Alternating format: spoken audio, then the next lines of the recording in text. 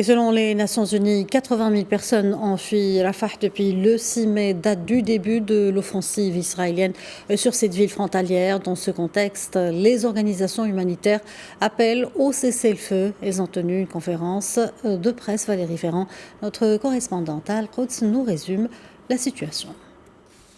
Alors, elles sont très très inquiètes, bien sûr, sur une augmentation de cette opération terrestre, puisqu'il faut comprendre que les chars israéliens sont déjà dans Rafah, mais que pour l'instant, on voit bien que l'opération reste très limitée, si l'on peut dire, puisqu'elle cause énormément de dégâts.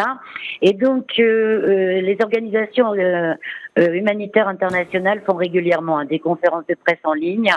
Et hier, elles ont donc à nouveau demandé un cessez-le-feu et elles sont surtout revenues sur la situation humanitaire sur le terrain pour comprendre pourquoi, par exemple, la fermeture du poste frontalier de Rafah qui a été prise par l'armée israélienne est un vrai problème.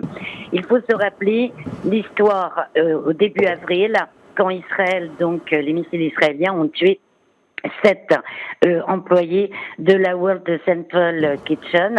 Israël s'était engagé, et c'est ce qu'ont redit hier ces organisations internationales, Israël s'était engagé à 7 règles pour augmenter le nombre de convois entrant dans la bande de Gaza, et on avait eu une certaine légère augmentation, en effet, des camions pouvant acheminer de l'aide à l'intérieur de ce territoire.